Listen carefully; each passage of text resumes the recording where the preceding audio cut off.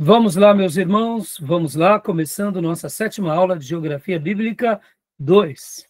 Já oramos como é costume, mais uma vez, boa noite, graça e paz. Boa noite, graça e paz. Boa noite, graça e paz. Boa noite, graça e paz. Como é costume, nossas aulas são gravadas para vocês depois assistirem novamente, utilizarem esse material para continuarem aprendendo. Gravamos também para os futuros alunos em EAD, para que eles possam estar usando esse material, porque fará parte do currículo, e gravamos também para abençoar o maior número de irmãos espalhados aí, onde quer que essas aulas cheguem, tá bom? E se for útil a alguns irmãos, seminaristas, professores, a gente vai se alegrar muito em alguns estudos bíblicos, ficaremos muito felizes com isso. Tá bom, meus irmãos? Então, vamos lá, meus irmãos, estamos estudando sobre o Egito, quero continuar falando hoje com vocês, né, sobre o Egito. Hoje nós estaremos aqui trabalhando em cima do slide do material do professor Maurício. Eu quero fazer uma pincelada também com outros materiais, alguns vídeos de outros arqueólogos, o Rodrigo Silva, que ele é muito conhecido também, os vídeos são muito bons. E hoje eu quero estar fazendo uma pincelada e um mix entre o material que eu passei para vocês dos vídeos, outros que eu mandei no grupo de WhatsApp, e a gente vai estar hoje trabalhando um pouco também sobre as dinastias dos faraós. Vamos falar também, né? Quero gastar um tempo hoje mostrando alguns detalhes a mais do Vale dos Reis, ali em Tebas, do Vale das Rainhas. Vamos falar também sobre os deuses do Egito. Quero gastar um tempo hoje também falando sobre a influência dos sacerdotes do Egito. Porque quando nós pensamos no Egito Antigo, destaca-se a pessoa do faraó, mas a gente esquece que a religião no Egito era muito forte e os sacerdotes no Egito tinham um poder tão grande quanto o faraó, se não mais. E então a gente vai estar trabalhando em cima disso. Diante de tudo isso, falarei também sobre algumas descobertas do Egito. Quero gastar um tempo bem significativo falando aqui da família do Egito, lendo o livro-texto, da educação do Egito. E também quero gastar um tempo falando sobre Akhenaton e Nefertiti, e depois sobre Hatshepsut,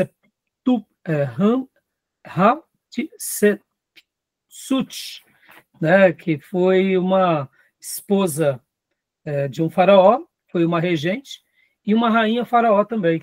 Então, a gente vai fazer hoje um passeio, eu diria, entre o livro-texto, sobre o material que nós temos, e, se der tempo, quero gastar um pouco de tempo com vocês também falando sobre os Ixos.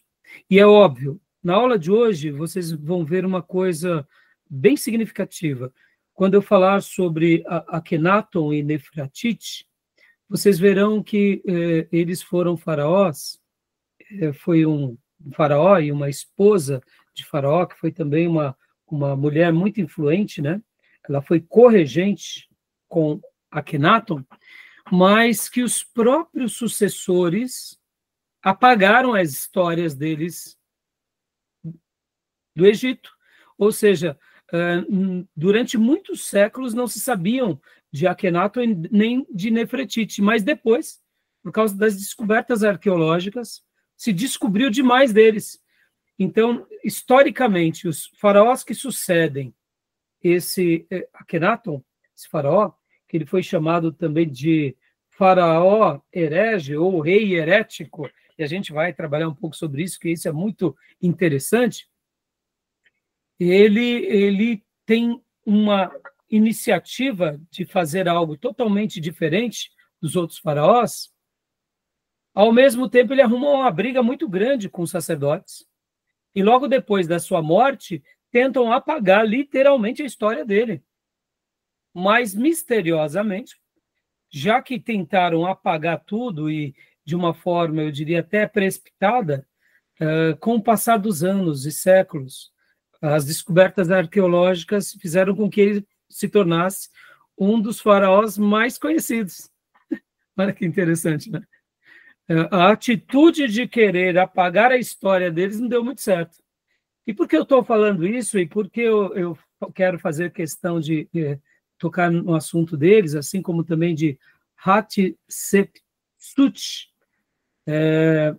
Por que eu quero falar deles? Porque isso nos faz lembrar a história do povo de Deus, de Moisés, de José. Porque quando a gente vai olhar para a história do Egito, sabendo que o povo de Deus foi para lá com José e ficou lá durante 400 anos, por que não se tem muitos documentos históricos do povo de Israel durante esses 400 anos de história no Egito? Por que não se tem tanto documentos históricos sobre Moisés? Moisés não foi aquele que, pelo poder de Deus, enviou as 10 pragas ao Egito? E por que na história do Egito não está registrado isso? Então, a gente vai trabalhar aqui. Vai ficar muito claro para vocês a resposta de tudo isso, tá bom? Então, a gente vai tentar fazer aqui uma ponte bem interessante. Eu espero que, mais uma vez, a gente seja muito útil na aula de hoje, tá bom? Como é costume, meus irmãos, vamos ler aqui um texto bíblico. Quero ler com vocês Êxodo, do versículo 1 ao 12, do capítulo 3. Então, eu quero ler aqui com vocês Êxodo 3, do 1 ao 12. Quem quiser, pode ler ou na minha Bíblia aqui, que eu estou compartilhando, a Bíblia em Kindle, ou na sua versão.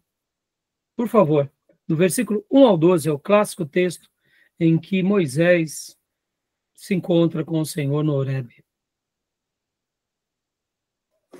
Eu vou ler aqui. Por favor.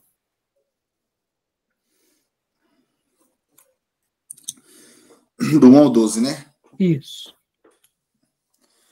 Certo dia, Moisés estava cuidando do rebanho de seu sogro Jetro, sacerdote de Mídia. Ele levou o rebanho para o deserto e chegou ao Sinai, o monte de Deus. Ali o anjo do Senhor lhe apareceu no fogo que ardia no meio de um arbusto. Moisés olhou admirado, pois embora o arbusto estivesse envolto em chamas, o fogo não o consumia. Que coisa espantosa, pensou ele. Por que o fogo não consome o arbusto? Preciso ver isso de perto. Quando o Senhor viu Moisés se aproximar para observar melhor, Deus o chamou do meio do arbusto. Moisés, Moisés. Aqui estou, respondeu ele. Não se aproximes mais. O Senhor advertiu. Tire as sandálias, pois você está pisando em terra santa. Eu sou o Deus de seu pai, o Deus de Abraão, o Deus de Isaque e o Deus de Jacó. Quando Moisés ouviu isso, cobriu o rosto, porque teve medo de olhar para Deus. Então o Senhor lhe disse, por certo, tenho visto a opressão do meu povo no Egito. Tenho ouvido o seu clamor por causa de seus capatazes. Sei bem quanto eles têm sofrido. Por isso, desci para libertá-los do poder dos egípcios e levá-los ao Egito, a uma terra fértil e espaçosa. É uma terra que produz leite e mel com fartura, onde hoje habitam os cananeus, os hititas, os amoreus, os ferezeus, os heveus e os jebuseus. Sim, o clamor do meu povo de Israel chegou até a mim. Eu tenho visto como os egípcios os tratam cruelmente. Agora vá, pois eu o envio a Faraó. Você deve tirar meu povo de Israel do Egito. Moisés, porém, disse a Deus, quem sou eu para apresentar ao Faraó?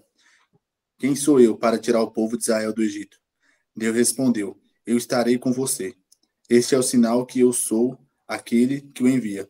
Depois que você tirar o povo do Egito, vocês adorarão a Deus nesse monte. Amém. Esse texto maravilhoso que nós conhecemos muito bem, da vocação aqui de Moisés para que ele cumpra essa missão tão linda. E a história a gente já conhece. Moisés vai ao Egito, liberta o povo pelo poder de Deus, e o povo é liberto de toda a escravidão, passa pelo Mar Vermelho e para aqui no Sinai para aprender de Deus. E aqui eles permanecem, não somente aqui, mas um pouco também mais para frente, ali em todo o deserto, durante 40 anos, aprendendo de Deus, né? E essa história a gente conhece muito bem. Então, só queria ler esse texto porque como eu mencionei há pouco, meus irmãos, nós estaremos vendo hoje a história de vários servos de Deus no Egito. Estaremos vendo a história também das dinastias dos faraó. Estaremos mergulhando, né, no Egito. E como eu mencionei, quando nós olhamos um pouco para a história, nós não vemos muitos registros do próprio faraó, ou melhor, do próprio Moisés no Egito. E vai ficar muito claro aqui o porquê não se registravam, né, geralmente, algo como a história de Moisés. E vocês vão compreender perfeitamente, tá bom?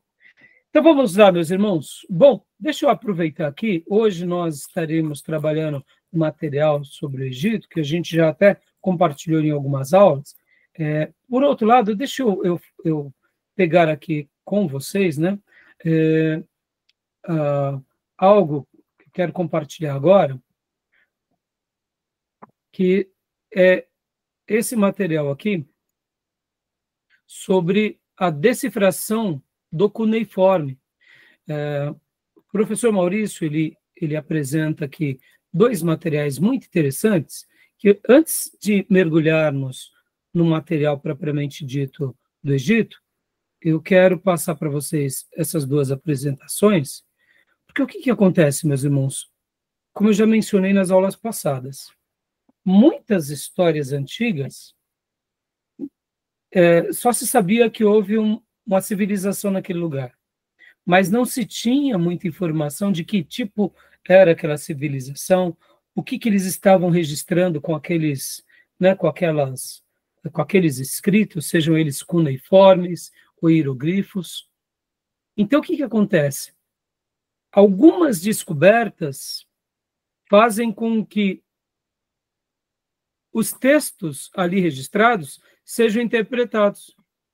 Isso a gente aprendeu com relação ao povo da Suméria, da região da Mesopotâmia, todas as civilizações ali da Mesopotâmia, e aqui não vai ser diferente também no Egito. Só para vocês terem uma ideia, durante séculos, quando se viam as pinturas, os desenhos no Egito, principalmente nas construções, muitos não sabiam o que significavam. Porque, irmãos, vocês têm que se lembrar que mesmo o Egito, ora, a capital era ali mais próxima ao delta do Nilo, outra hora era lá em Tebas, onde fica o Vale dos Reis, ou em outras regiões. Então, haviam essas mudanças da capital. E logo depois que os séculos foram passando, esses amontoados, né, de edificações ficaram ali encobertos de areia, os saqueadores iam ali, pegavam as joias e o restante ficava como um objeto do passado. Então, os textos, as pinturas ficavam meio que enigmáticas, mas algumas descobertas fizeram com que todo esse acervo tivesse, então, um significado. Então, eu quero ler aqui com vocês esses 2 artigos, porque eles são eu diria, são as chaves que codificam, né, esses ensinamentos. E olha aqui, o primeiro deles é esse material aqui que eu vou passar para vocês agora. Aqui, ó. Deixa eu compartilhar. Leia para nós, Diego, por gentileza. Aqui, ó.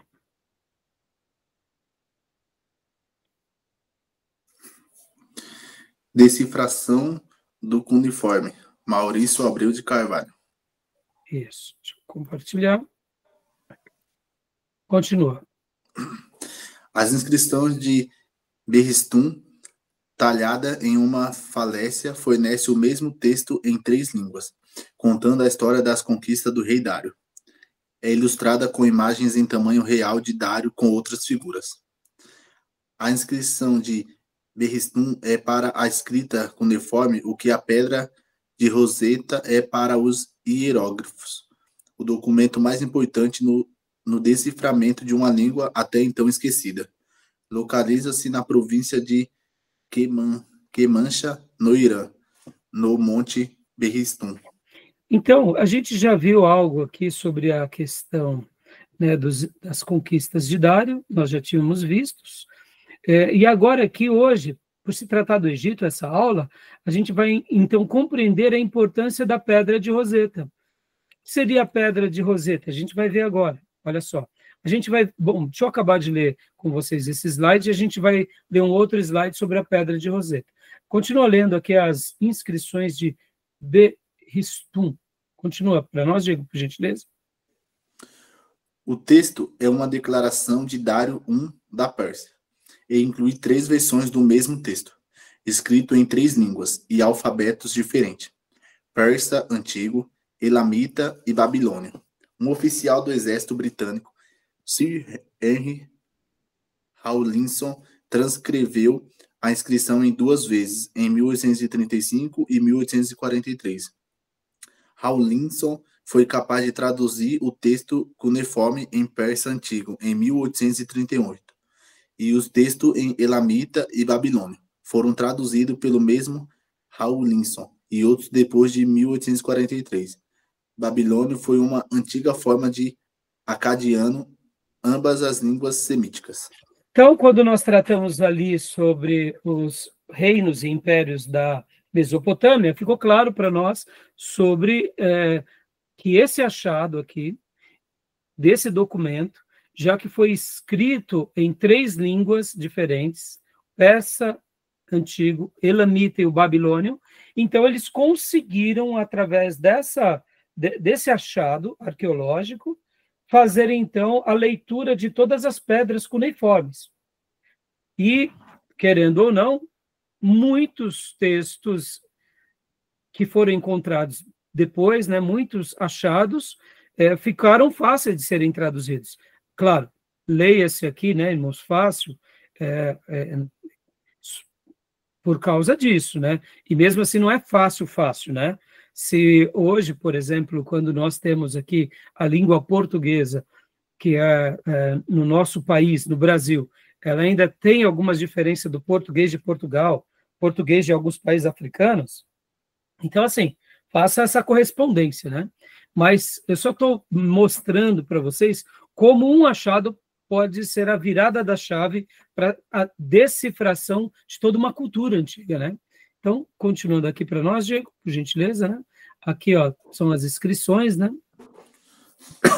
E aqui, ó, o Sir Henry, né, o senhor Henry, tá bom? Então, esse foi o primeiro, e o segundo que eu quero mostrar aqui para vocês, agora é esse daqui da Pedra de Roseta, olha só, que legal.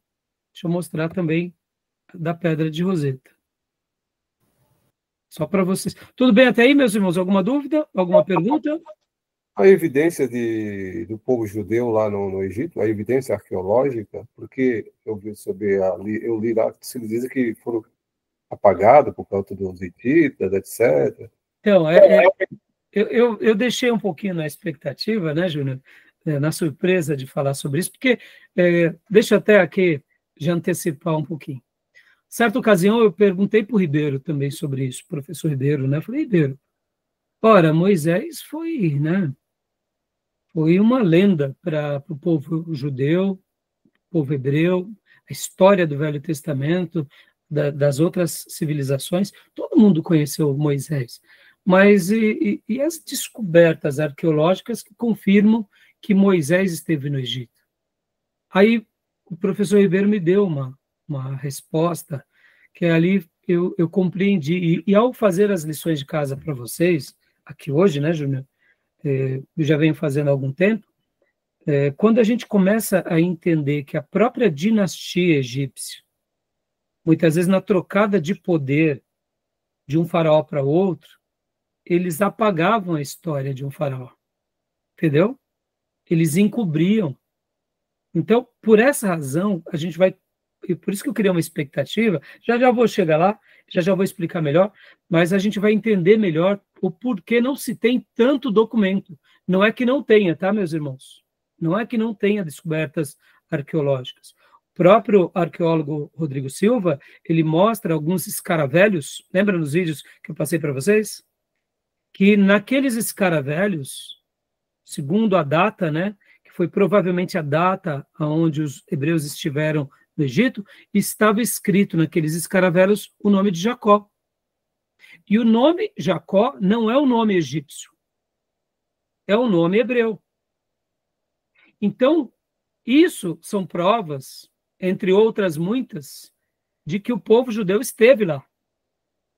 Mas vocês têm que se lembrar que a saída do povo judeu do Egito foi uma saída que deixou o Egito em vergonha, em ruína.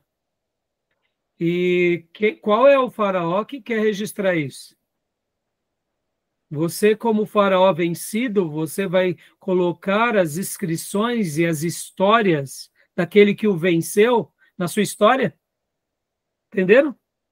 Então, a gente vai compreender um pouco melhor. Mas eu não quero utilizar aqui esses fatos para justificar a vitória do povo hebreu. Não, não é isso. Eu quero mostrar que na própria cultura dos egípcios, eles faziam isso com eles mesmos. Os egípcios, por exemplo, apagavam as histórias daquelas outras dinastias. Porque vocês têm que lembrar que o Egito ele não teve essa situação entre Reino do Sul e Reino do Norte.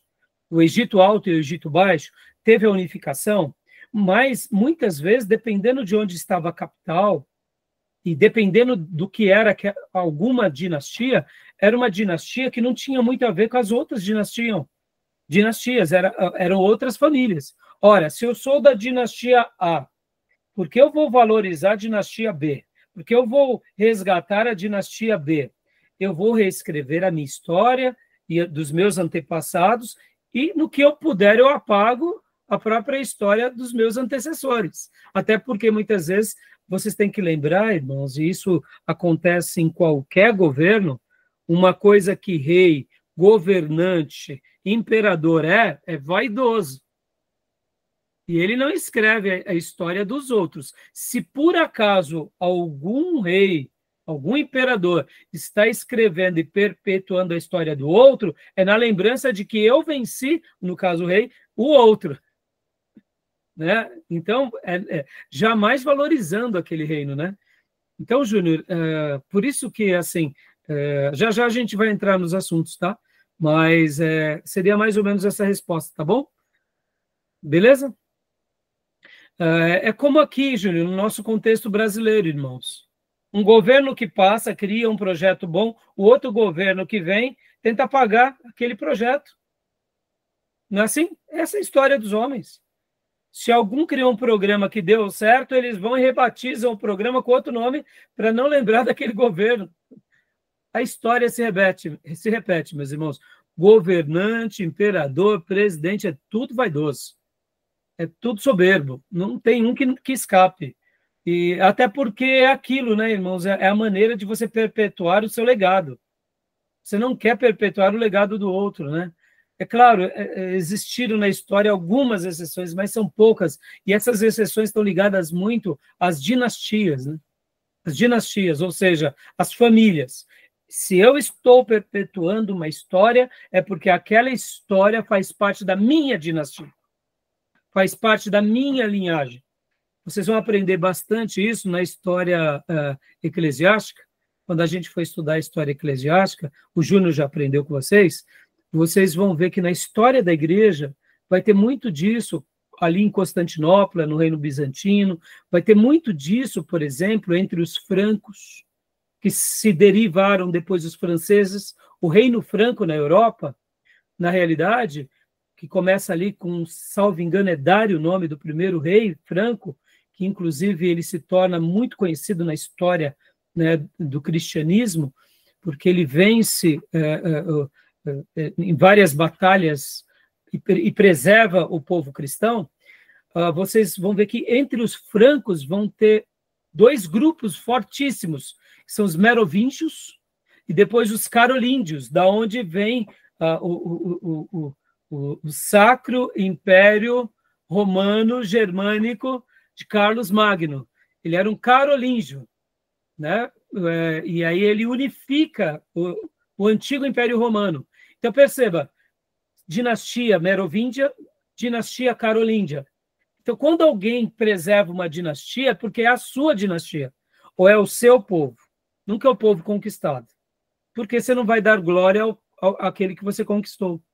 A não ser quando você faz como fizeram os romanos. Você conquista o Império Grego e diz, não, eles são muito bons, mas já agora, como eu conquistei, eu estou expandindo sobre eles. Então, eu trago a valorização deles, mas eu sempre demonstro, eu os venci. É isso que faz o imperador, meus irmãos, entenderam? É assim que se faz, né? Então, na história do ser humano é essa, tá bom? Então, aqui, com relação à pedra de Roseta, olha só que interessante. Leia para nós. Tudo bem até aí, Júnior? Tudo bem, irmãos? Alguma dúvida?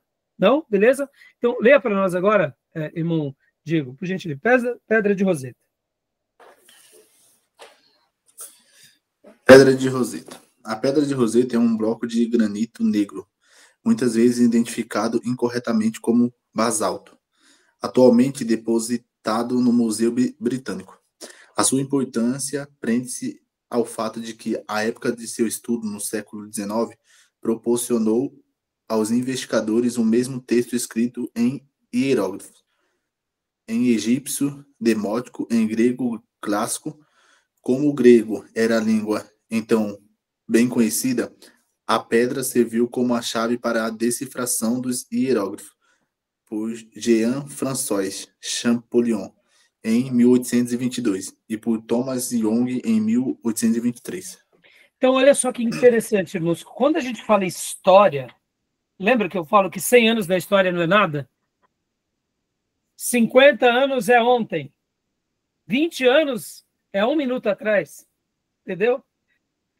Ó, em 1822 se descobre a pedra de Roseta. Tá bom, pastor. Ou melhor, aliás, as decifrações se fazem aqui. Mas percebam que só foi aqui no século XIX que começaram a se entender os hieróglifos. Pastor, então quer dizer que todo aquele acervo egípcio que se existia, não se tinha um entendimento preciso do que era? Não. Se tinha uma dedução, mas não se tinha uma certeza. Por quê? Como que você vai ler algo que você não entende? Você não tinha mais como fazer essa ponte. Então, percebam que é só no século XIX. E, como eu disse, foi agora. Ou seja, tudo que a gente está aprendendo do Egito, a gente está aprendendo aqui nos últimos 200 anos. Está entendendo? Nos últimos 200 anos. Pode ver, ó, 1822, estamos no ano 2025. Nos últimos 200 anos que a gente está entendendo todos os detalhes daquilo que se descobriu como pirâmides, construções, ali onde é chamado, né, Vale dos Reis, Vale das Rainhas, todas aquelas construções exuberantes do Egito, que todo mundo achava que ali era o berço da civilização, ficou claro quando? Ficou claro agora os textos, os escritos, as histórias. E mesmo assim, nós devemos sempre lembrar que as histórias são escritas, como eu gosto de chamar, e como os historiadores e arqueólogos chamam, a história dos vencedores, meus irmãos. Não esqueçam disso. Os vencedores. Por quê? Porque os vencedores registram como eles querem. Ou seja, então, mesmo assim, estamos entendendo a história a partir do que eles deixaram como registro, porque eles foram quem venceu. Então, logo, se perpetuou isso. Agora, essa é toda a história? Não, porque os achados arqueológicos vão definir o que é o que não é, tá bom? Então, continua aqui é o Jean-François Champollion, né? Que é o Thomas Young. Aqui a pedra de Roseta, meus irmãos. Olha, esse achado. Esse é o achado. Essa é a pedra de Roseta. Por causa dessa pedra de Roseta, se conseguiu, então, entender tudo o que hoje nós temos como história interpretada. Né? Leia para nós, irmão Diego, por gentileza. A pedra foi encontrada no Egito em agosto de 1799 por soldados do exército de Napoleão Bonaparte, particularmente por um oficial chamado Bouchard, enquanto conduziam um grupo de trabalho de engenheiros para o Forte Julien, a cerca de 56 quilômetros ao leste de Alexandria.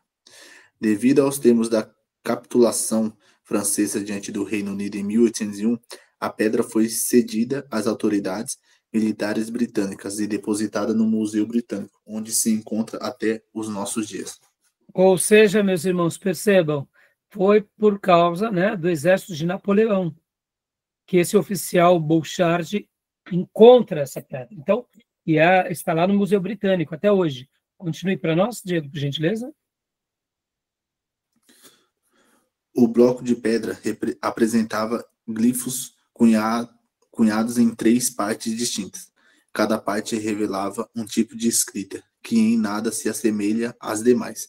As 3 formas, constatou-se posteriormente, eram um texto em hieróglifos, demótico, egípcio e grego clássico. Dá uma pausa aqui, Diego, dá uma pausa. Meus irmãos, o que nós entendemos? Que essa pedra de Roseta, quando ela foi feita, ela teve esse significado já para aqueles dias de facilitar, de uma forma ou de outra, a compreensão de textos para aquele povo. Pode ver, foi escrito tanto em hieróglifos, demótico egípcio. O demótico egípcio, só para vocês terem uma noção, o que ele seria, né? Ele seria uma língua egípcia comum. Assim como na história do grego temos o grego koiné, que koiné é comum, assim como na língua latina temos o latim, por exemplo, temos a Bíblia Vulgata. O que é a palavra Vulgata? Vulgata vem de vulgar, que é comum. O latim comum.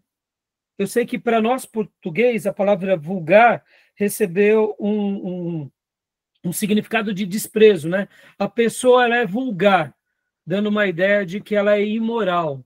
Mas na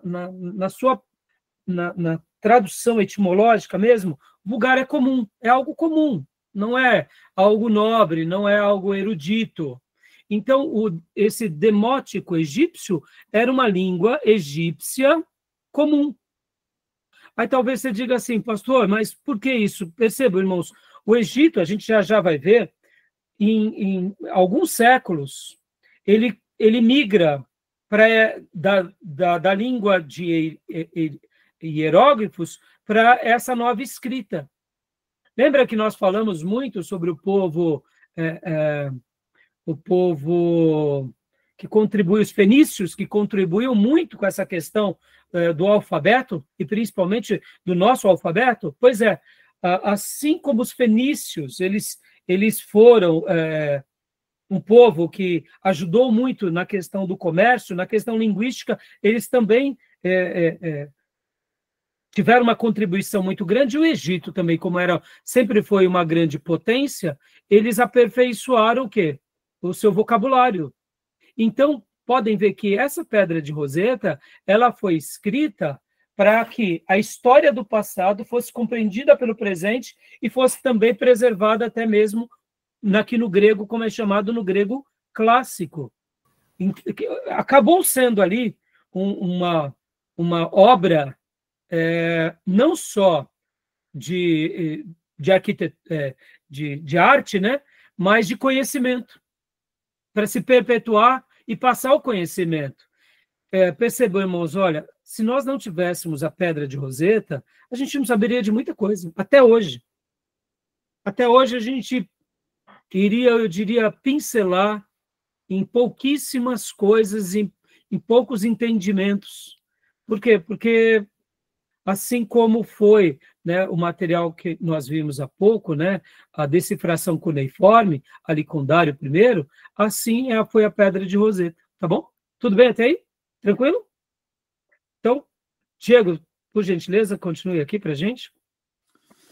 O texto registra um decreto do corpo sacerdotal do Egito, reunido em Mênfis, instituído em 196 a.C., sobre o reinado de Ptolomeu V, Epifânio, 205 a 180 a.C., escrito em 2 idiomas, egípcio, tádio e grego. O texto em antigo egípcio foi escrito em 2 versões, hieróglifos e demótico. Esta última, uma variante cursiva da escrita hieroglífica. Então, como eu mencionei há pouco, né? O que seria o cursivo, irmãos? Letra mão. Seria o cursivo, um jeito mais fácil de escrever, né? Simplificada, né? Como? Simplificada. a letra simplificada. Irmãos, podem ver, nós escrevemos no cursivo, né? Na letra minúscula. Não facilita para nós? Se a gente fosse escrever tudo em maiúsculo, dificulta. O minúsculo facilita. O cursivo é isso, né? Tá bom? Continua, Diego, por favor. O bloco de pedra apresentava glifos cunhados... Não, aqui? Já leu, né? A pedra, já leu. Ah, tá. A pedra em 114 centímetros de altura, 72 centímetros de largura, cerca de 28 centímetros de espessura e pesa 1.760 quilos. É uma obra de arte, mas foi um achado maravilhoso para a história mundial e para a arqueologia mundial, não é? Meus irmãos, essa é uma descoberta. Quantas outras ainda não haverão, né? Tá bom? Para os amantes desse tema, se preparem, porque tem muita coisa ainda para a gente aprender, né? Tá bom? E aqui, meus irmãos, deixa eu só mostrar para vocês também, eu tenho uma foto aqui, ó. Olha que legal. Estão vendo? Não? Então, deixa eu pôr aqui para vocês, ó. E também mais uma foto, né, do museu. Muito legal, né, irmãos? Para a gente ver, né? Deixa eu até aumentar aqui para vocês, ó. Olha só, irmãos. Olha que coisa linda, né? Tá vendo? Aqui a parte cursiva, né? E aqui o grego clássico. E aí, em cima disso daqui, né? Ó, tá no museu. Se chegaram às conclusões de tantas descobertas arqueológicas. Tá bom? Beleza, meus irmãos?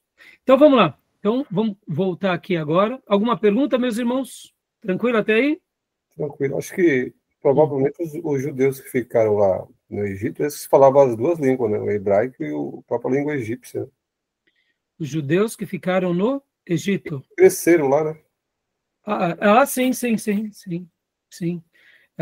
Sim, né? Não tem a dúvida, Júnior. Né? Não tem a dúvida. E assim, né, Júnior, a gente tem que lembrar, irmãos, que sempre essa questão linguística, ela sempre foi uma barreira em qualquer cultura. Mas a questão da adaptação da língua, hoje para nós, por exemplo, irmãos, vamos aqui, vamos ser franco. Por que o brasileiro ele tem uma certa comodidade de aprender outros idiomas? Porque a gente, muitas vezes, não está debaixo de uma guerra, de uma crise imensa. Mas Deus me livre que piore algo, e que se fôssemos vencidos por um povo, seja ele qual for, a gente aprende a língua deles rapidinho, porque é uma questão de sobrevivência. É que nossa cultura como brasileiros, se não for a inclinação mesmo pelo estudo, pelo progresso, pelo empreendedorismo, a gente se acomoda na nossa língua, né? Mas nos povos antigos, saber outros idiomas era sinônimo de quê? De riqueza, de negócio, de network, de interação. Se você era um grande fazendeiro, mas você não sabia falar os outros idiomas dos outros povos, você ficava para trás. Porque aquele comerciante que falava 3, 4 idiomas te colocava no bolso. Então, você tinha que aprender a falar outros idiomas para não ser enganado. É o que acontece no mundo executivo, né? Podem ver, irmãos, que hoje, por que um representante de um país, quando ele vai para outro país, ele não saber falar o idioma mundial, é um pouco vergonhoso, e é mesmo. Porque se espera que um líder de um país, um grande executivo, ele domine pelo menos a língua universal, né? E o Egito, por ser o império, durante muito tempo, era uma língua muito admirada, assim como foi as nações mesopotâmicas, né? Podem ver que dentro das nações mesopotâmicas nascem o aramaico, e o aramaico era a língua oficial, que se falava em toda aquela região entre os príncipes, entre os reis. Então, e pode ver que o aramaico ele é muito próximo do hebraico. Então, saber falar a língua é que nem agora, meus irmãos. Né? Eu sei que nem todas as pessoas têm facilidade com outros idiomas, Algumas pessoas nasceram com mais facilidades a números, outros a palavras, mas é importante aprendermos. É importante, até mesmo como ministros do Evangelho, né? E hoje, né, por exemplo, no mundo que vivemos, irmãos, temos o inglês como a língua mais falada no mundo, mas temos um outro idioma aí que a gente precisa também arranhar, e para não dizer aprender rapidamente, que é a qual? Mandarim. Né? É o idioma que o mundo está falando, que é a língua falada na China. Então, pastor, mas não, é importante, é uma grande economia. Onde você vai no mundo, se você fala inglês, você tem acesso, você pode negociar. E se você tiver ainda, né, um conhecimento mais vasto de poder falar outros idiomas, melhor, né? Mas aí fica a dica, né? Então, o que você disse, Júnior, tem tudo a ver, né? O José assimilou rapidinho. O José assimilou a língua egípcia rápido lá. Sim, e aí, né, Júnior, quando eu recentemente até preguei sobre José, eu demonstrei que José ele era muito dedicado aos estudos. Ele tinha, sim, o dom de Deus, mas ele era uma pessoa muito virtuosa, porque ele se torna um protagonista na casa de Potifar, sendo um hebreu. Ora, nós vemos ali pelo menos duas dedicações imensas, uma pela língua e outra pela gestão. Então, perceba que é o dom de Deus, mas é a nossa competência também, ora, a gente se entregando aquilo que Deus nos deu. Sabe, irmãos, a gente tem que sempre lembrar disso, né? A gente tem que fazer o nosso melhor, como se tudo dependesse de nós, nada de Deus, mas nós devemos depender de Deus como se tudo dependesse dele, nada da gente. Esse é um exercício que a gente faz o tempo todo. Deus nos dá dons e a gente não pode acomodar no dom, né? Ele nos deu um dom, a gente tem que desenvolver esse dom, desenvolver esse talento, potencializá-lo, porque aí a graça dele é derramada ainda mais sobre a nossa vida, né? Então, meus irmãos, vamos lá. Eu vou só citar aqui rapidamente, meus irmãos, só para a gente poder mostrar para vocês também aqui, olha só. Só um detalhe bem interessante, que eu não vou gastar muito tempo falando com vocês sobre isso, mas eu gostaria só de citar. Enquanto eu fazia minhas lições de casa, eu vi que uma coisa que me impressionou bastante foi o seguinte: todos nós conhecemos histórias demais de Davi, não é? O rei Davi, o reinado de Davi, e é tanto para nós, quanto na cultura judaica, quanto até entre os muçulmanos, na cultura islâmica, entre o cristianismo, seja ele romano ou protestante, Davi é um fato, certo? Mas, segundo os arqueólogos, poucas evidências e achados arqueológicos temos de Davi. Interessante, né? Isso é uma coisa curiosa. Pastor, então quer dizer que invalida? Não, não invalida. O fato de muitos dizerem a respeito dele já provam a sua existência. O fato de muitos reis prestigiarem o seu ancestral, falarem dele, dizerem coisas a respeito dele, ou mesmo as outras nações, já é a prova. Mas quando se diz dos achados arqueológicos de Davi, fiquei curioso, porque eu também não sabia dessa informação. Não se temos assim um acervo tão grande até o momento, tá, meus irmãos? Então, eu achei isso muito curioso. É claro, temos sim os palácios, tínhamos a construção do templo, que querendo ou não foi Salomão quem constrói, mas foi sobre a gestão de Davi que foi armazenado muitas das riquezas para a construção do templo. Davi não constrói o templo, mas ele deixou tudo praticamente pronto para que Salomão construísse.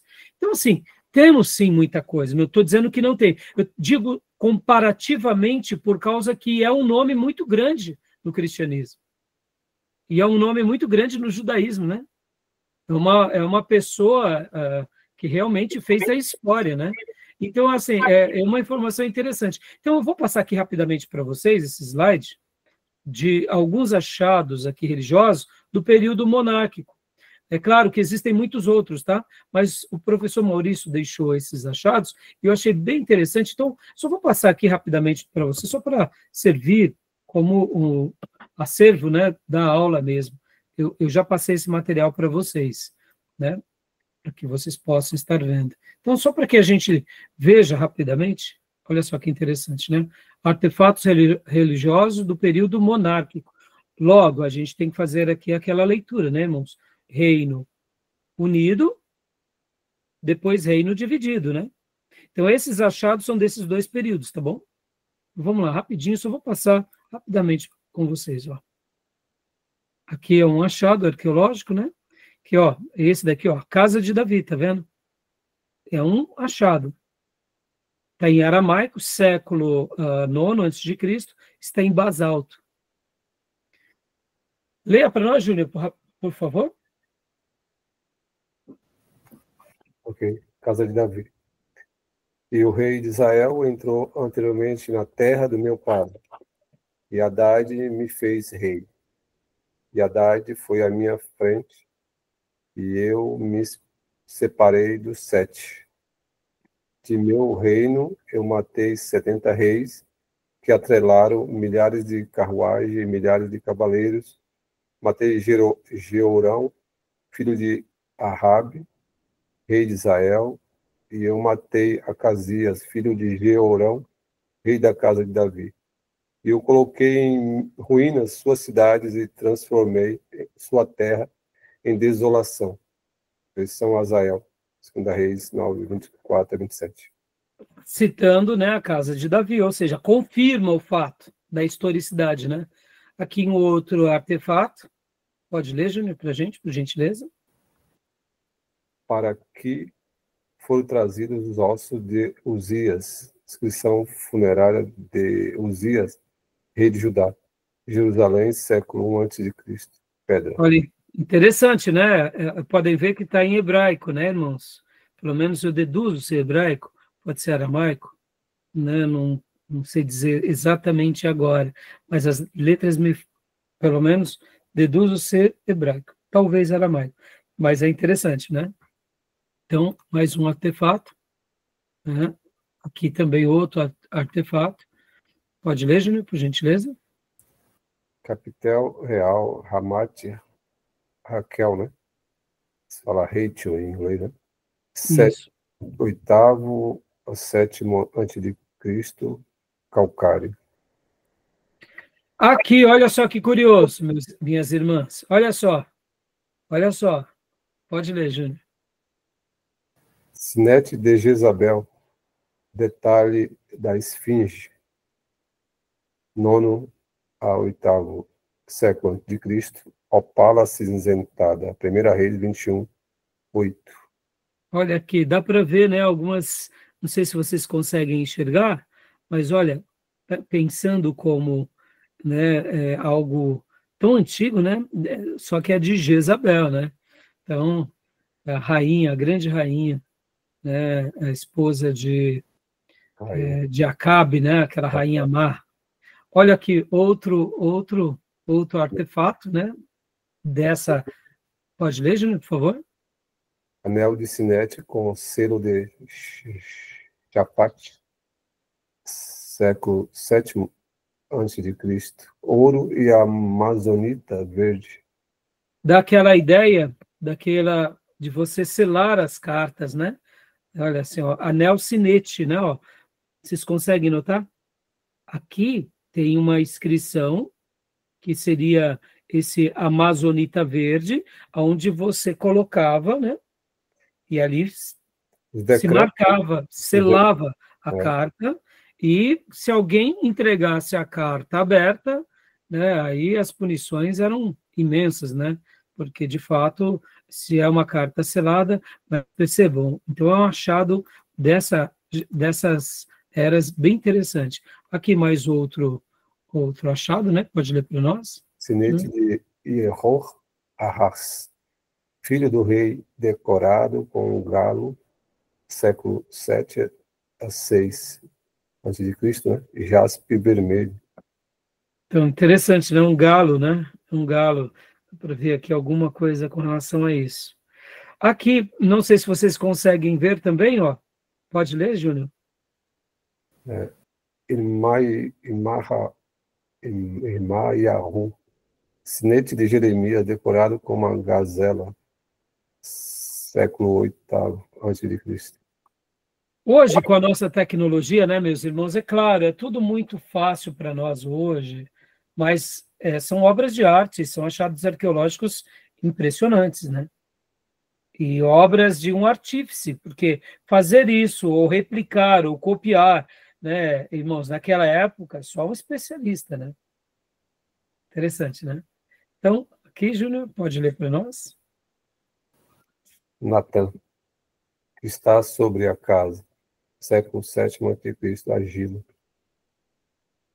E aqui, uma representação do Templo de Salomão. Percebam, irmãos? Aqui são apenas algumas representações, tá vendo? Né? Aqui seria a Sala Santo dos Santos, a Arca da Aliança, né? Aqui, né, no caso, seria a parte do Santo Lugar, Lugar Santo.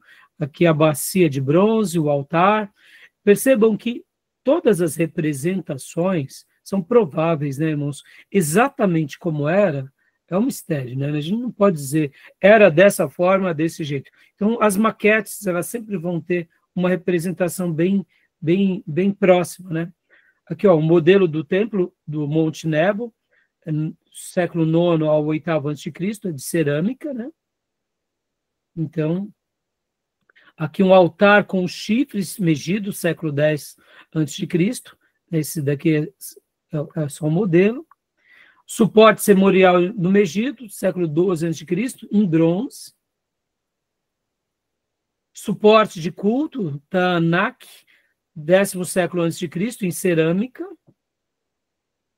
Tigelas sagradas iniciais da palavra Kodesh, Templo de Arad, 8º século a.C.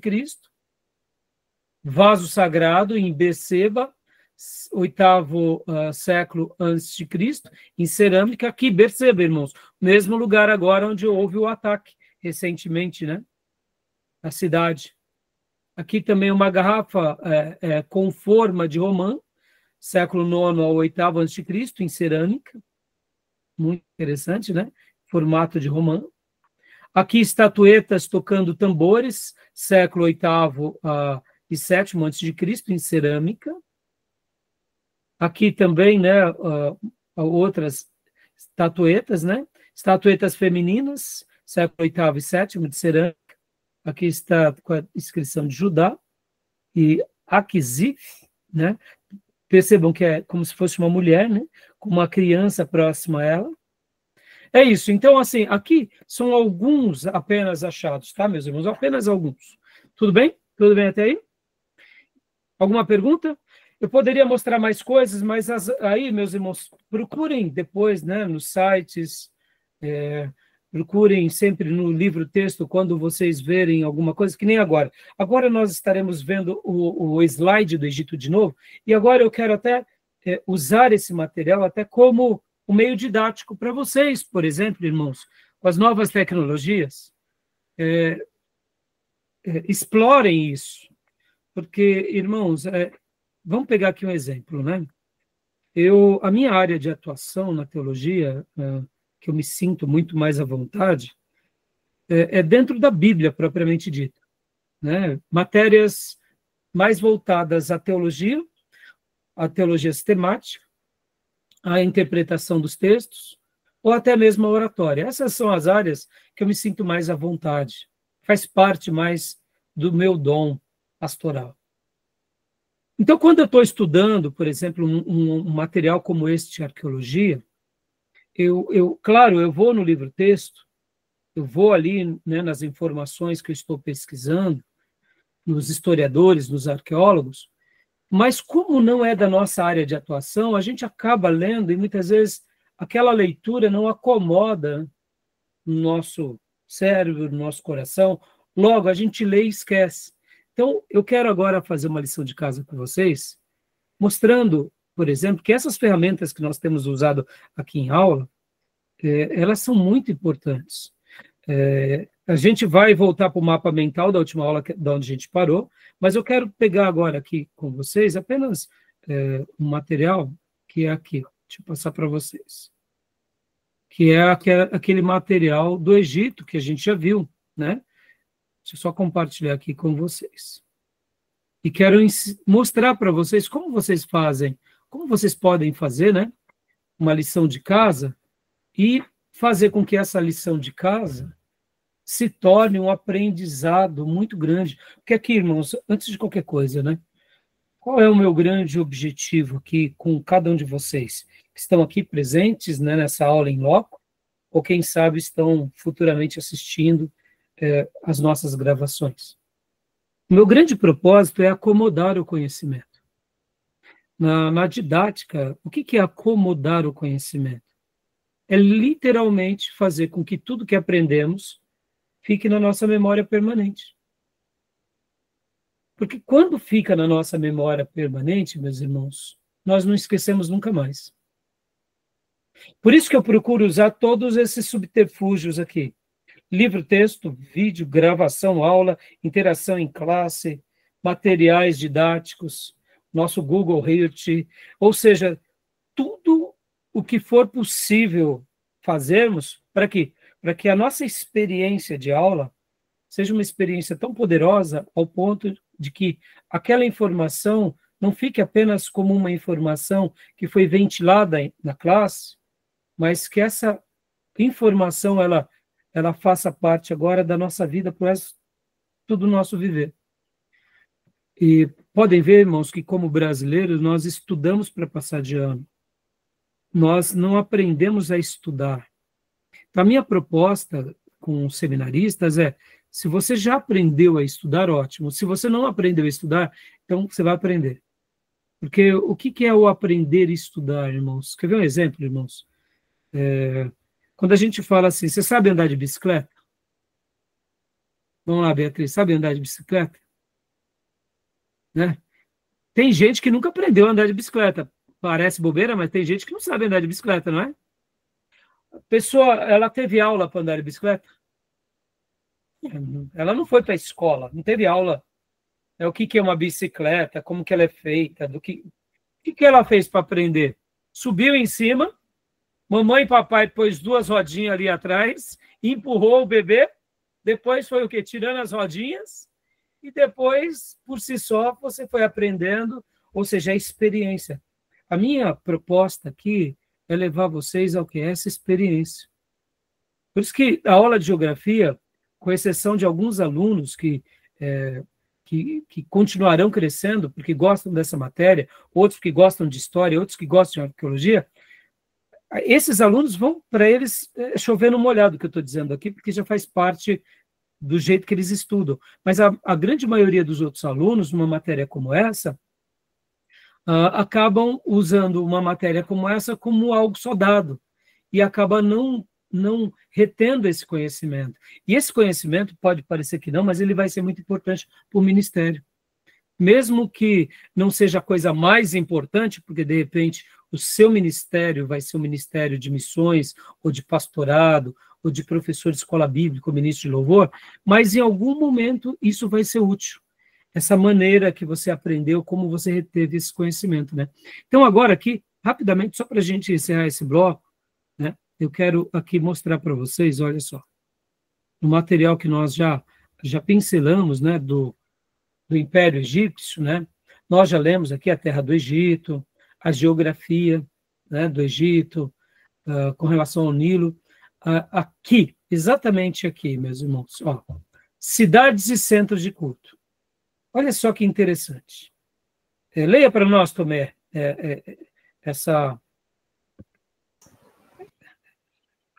esse parágrafo, por gentileza. As cidades mais importantes eram os centros de culto. Cada deus ou deusa tinha seu próprio centro de culto, 4 deles com uma importância especial. No norte da cidade de Heliópolis, no delta do Nilo, perto da moderna Cairo, Ra, o deus do sol, era o deus supremo. Até aí. Então percebam, só um minuto, Tomé. Ó, aqui está dando uma informação, vamos para a prática aqui, ó. 4 deles, ó, cada deus ou deusa tinha o seu próprio centro de culto. Então, aqui nós estamos falando das cidades mais importantes e o centro de culto. Então, percebam que na história do Egito, parece uma informação a mais. Nós vimos esse slide nas aulas passadas. Mas olha como esse slide ele é rico de informação. São 4 cidades. No norte da cidade de Heliópolis, no delta do Nilo. Então, lembra que quando nós estudávamos, né, no nosso Google Earth, quando eu falei para vocês... Então, quando vocês estiverem fazendo as pesquisas de vocês, só para enriquecer um pouco aqui a maneira de vocês pesquisarem, irmãos, porque, irmãos, quanto mais há uma repetição, quanto mais há um interesse, quanto mais há uma busca, sem que você perceba, essas informações, elas passam da memória rápida para a memória permanente.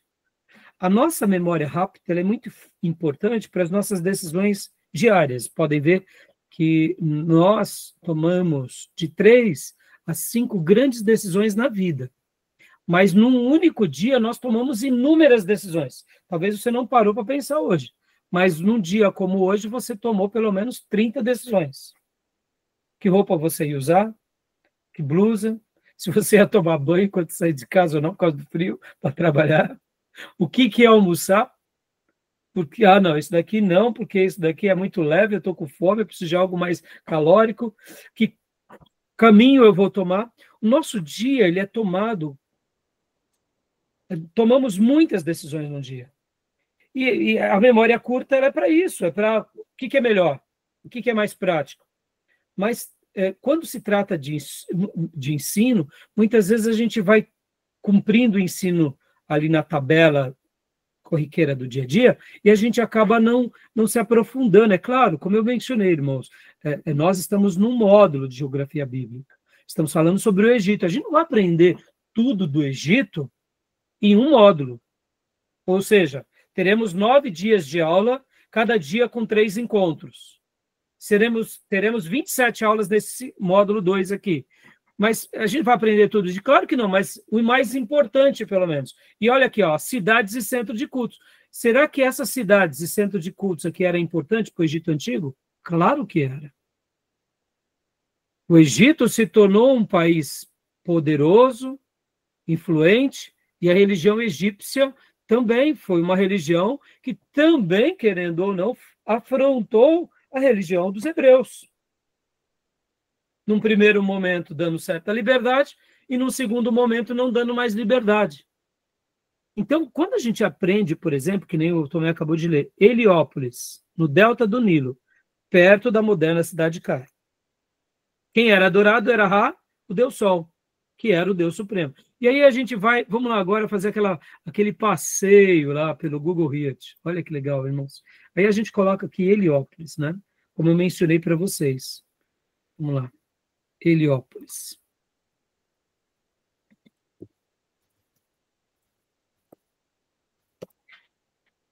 E aí, ó, opa, estamos lá no Egito. Opa, vocês estão vendo, né? Estamos aqui, ó. Opa, olha lá, Heliópolis. Essa é a região.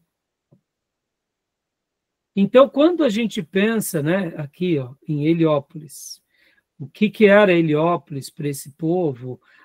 Aqui é claro, né, irmãos? Agora aqui já virou uma grande cidade, né? Aqui já virou uma grande cidade, mas era nesse lugar que ficou uma das principais cidades do Egito Antigo e aos lugares de adoração, ou seja, nessa região, né? Então, quando nós, ó, pode ver, Cairo está aqui, ó, pertinho. Cairo está exatamente aqui, ó, Cairo, e aqui é Heliópolis. Então, eu estou dando esse exemplo, era nesse lugar que era adorado, né, esse deus egípcio, no caso que a gente acabou de ver, Ra, o deus Sol.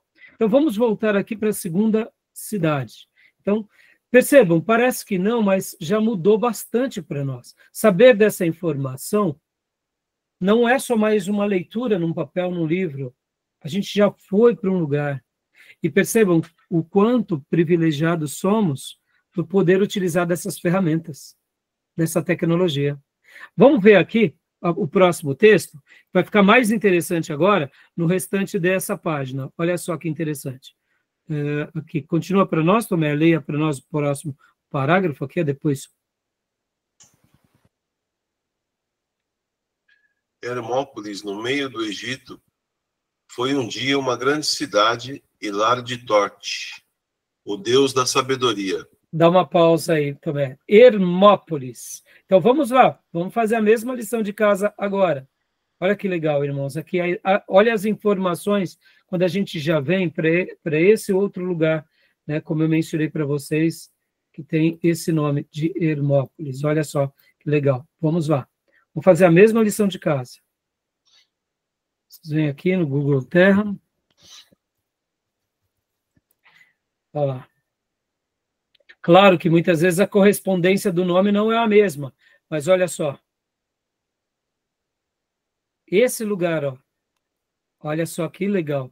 E aqui, diferente do lugar que vimos há pouco, que foi Heliópolis, olha só que interessante, irmãos. Aqui, quando vocês vêm, né, para esse lugar, vocês vão ver que temos aqui, olha, uma área muito grande que, na realidade, já é conhecida como Qumran pelos egípcios, e foi uma cidade capital do 15º nono do Antigo Egito e centro de culto do deus Tote. Está a oeste do Rio Nilo, perto da moderna cidade de Malawi,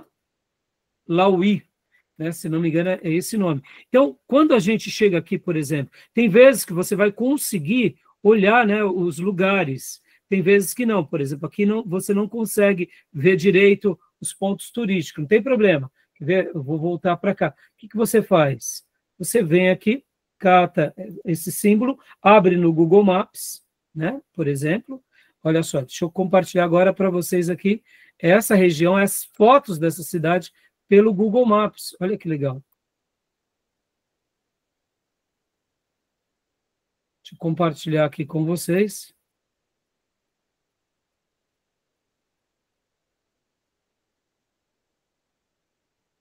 Ó, a mesma cidade que eu estou vendo aqui com vocês agora, aqui pelo Google Earth, eu consigo clicar, quando eu clico em cima, aqui, onde está meu mouse? Quando eu clico aqui em cima, abre Google Maps. Olha só que legal. E aí vocês podem fazer esse passeio. Aqui, ó. Olha que legal.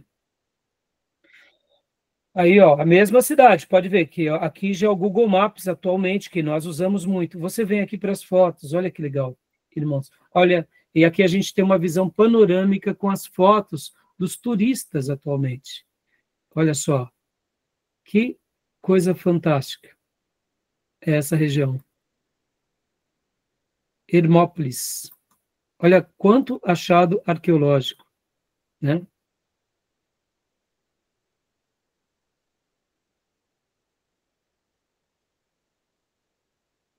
Então, assim, vai ficar mais legal agora nas próximas cidades. Olha só, meus irmãos. Só de você imaginar, né, que hoje, indo ao Egito, você, né, consegue poder ver uma obra de arte dessa, de tantos séculos passados, né? Olha que legal. Então, vamos continuar o nosso texto para a gente poder estar encerrando. Eu quero mostrar mais aqui essas outras duas cidades. Tudo bem até aí, meus irmãos? Tranquilo? Então, Tomé, leia para nós agora o próximo, aqui, a partir de Mênfis. Mênfis, agora somente uma ruína a 12 milhas do Cairo, foi uma vez a capital do Egito. Ptah, criador do mundo, era o supremo deus aqui. Hoje nós vamos estar falando, né, sobre os deuses, né? Mas vamos agora aqui para Mênfis, mais uma vez. Rapidamente, vamos lá. Vamos pelo Google Terra. Estão entendendo, meus irmãos? Isso daqui parece algo simples, mas o processo pedagógico com relação à acomodação do conhecimento se torna algo que vocês vão levar para o resto da vida de vocês. Quando nós pensarmos, né, sobre as 10 pragas que Deus envia sobre o Egito, tinha a ver com essas cidades, tinha a ver com esses deuses, tinha a ver com essa maneira em que os egípcios adoravam esses deuses, né? Então, vamos lá, agora voltando aqui, Vamos por Mênfis, né?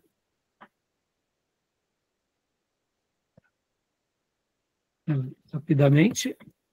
Olha só. Olha que legal. Aí em Mênfis, irmãos, tem muitas coisas lindas. Opa, peraí. Mênfis no Egito, eu quero.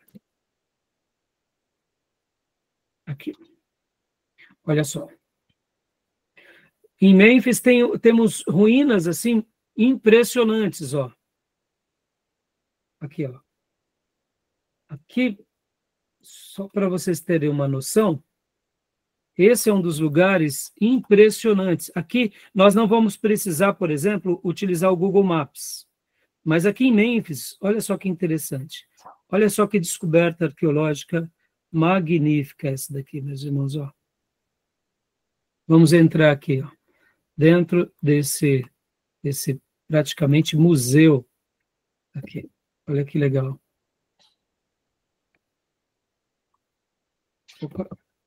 Só um segundinho que eu estou aqui. Olha só. Olha só, meus irmãos. Estão conseguindo ver?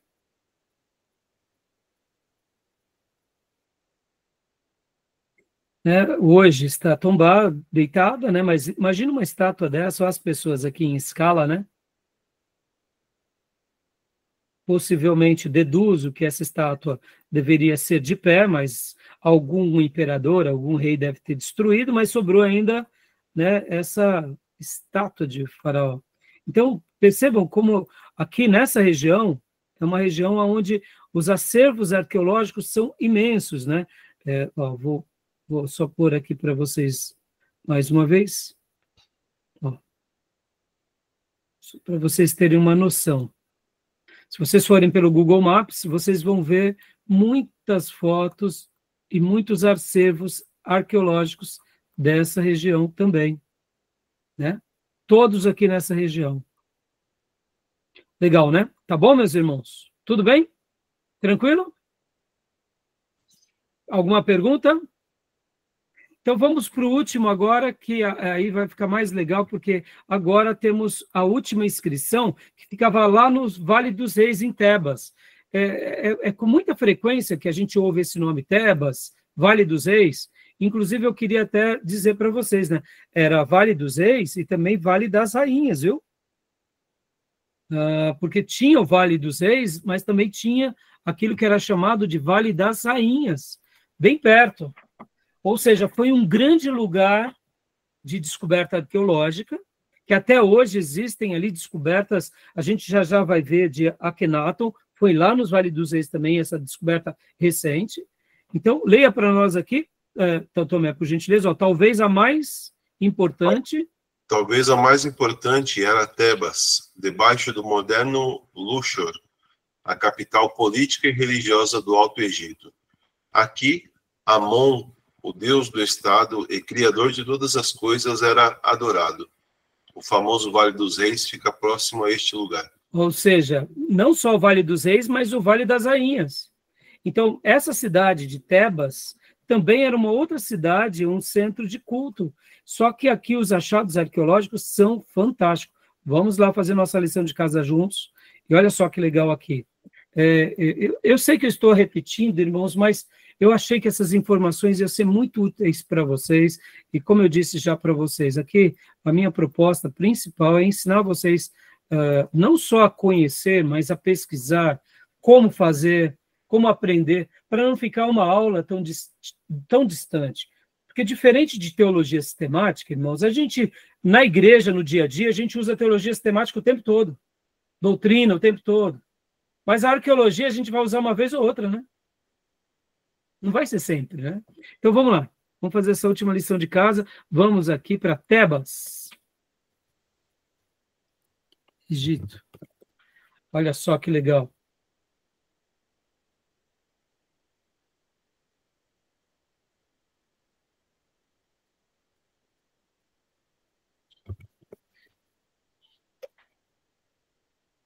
Então, vamos pôr aqui. Não, como que estava lá? Tebas. Vamos pôr Moderna Luxor, que o nome moderno muitas vezes muda, né? Luxor. No Egito. Olha só, que legal, irmãos.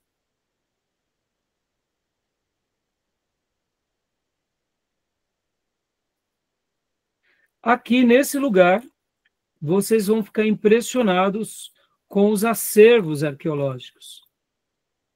É muito lindo, irmãos, essa região, o que foi achado aqui.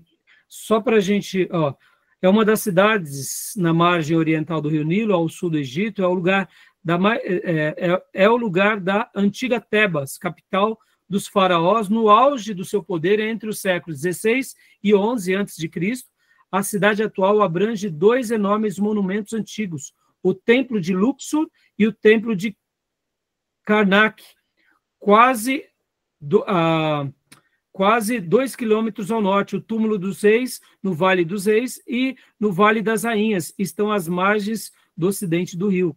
Então, assim, quando a gente vai agora aqui, ó, no Google Maps, quero ir com vocês, só para vocês terem só para vocês fazerem um passeio muito rápido. É muito legal esse passeio, e eu quero mostrar aqui para vocês rapidamente, ó. Olha que legal. Onde está? Deixa eu só abrir aqui, meus irmãos. Luxor. Luxor aqui. Olha que legal isso daqui. Pronto. Olha só. Mesmo lugar, né? Quando clicamos aqui, vamos para as fotos. Olha quanta coisa interessantíssima. As fotos dessa região. Olha os achados arqueológicos. Aqui algumas casas mais simples. Olha aí, ó, deixa eu mostrar para vocês, irmãos. Olha que coisa fantástica. Tá vendo? Olha como essa região era de um glamour, né? E vocês têm que lembrar, irmãos, que isso daqui representa o quê? Um momento de dinastia, né? Um momento de glória de um faraó, de um imperador. Né? É admirável essas construções. Olha aqui, ó, esse monumento. Né? Esse daqui. Olha só que coisa impressionante, né? Dá para a gente ter uma noção em escala das pessoas, né? Olha que interessante essas estátuas, irmãos. Isso é muito impressionante, né? Porque algumas coisas mais simples, né? Ó. Olha que impressionante, né? Então, eu fiz questão de mostrar um pouco. Ó, olha só, aqui que coisa impressionante, irmãos. Impressionante. Isso é impressionante. Né? Se um dia Deus nos der condições de conhecer essas regiões, né? Quem sabe? Aqui, meus irmãos, aqui é o que eu vou falar já para vocês sobre Hatshepsut. Eu não sei a pronúncia certa. Hatshepsut, né? Olha só que interessante. Olha que coisa impressionante aqui essa construção. Tá bom, meus irmãos? Tudo bem até aí? Joia? Então, eu falei assim, deixa eu só pegar aqui para mostrar para vocês como, quando a gente está estudando o Egito, como fica interessante o estudo do Egito a partir desse conhecimento, porque diferente da Mesopotâmia, meus irmãos, na Mesopotâmia, a gente não tem, né, como eu posso dizer para vocês, tanta coisa. Temos, sim, mas não é tanto quanto o Egito, né? E o Egito temos um acervo muito grande, então as histórias, né, as descobertas se tornam mais significativas. Tá bom? Beleza? Tudo bem até aí? Tranquilo? Vamos para o nosso intervalo? Alguma pergunta, meus irmãos? Não? Tranquilo, então. Então a gente volta já, em alguns minutos, tá bom? Quem eram os pais de Moisés? Hã? Quem eram os pais de Moisés, a pergunta. Quem é? Tá bom, a gente já tenta falar aqui. O Júnior e as perguntas dele. As perguntas, né, que precisa de especialistas. Ele gosta. Ele gosta. Tá bom. Deus abençoe. Até já, meus irmãos. Até já.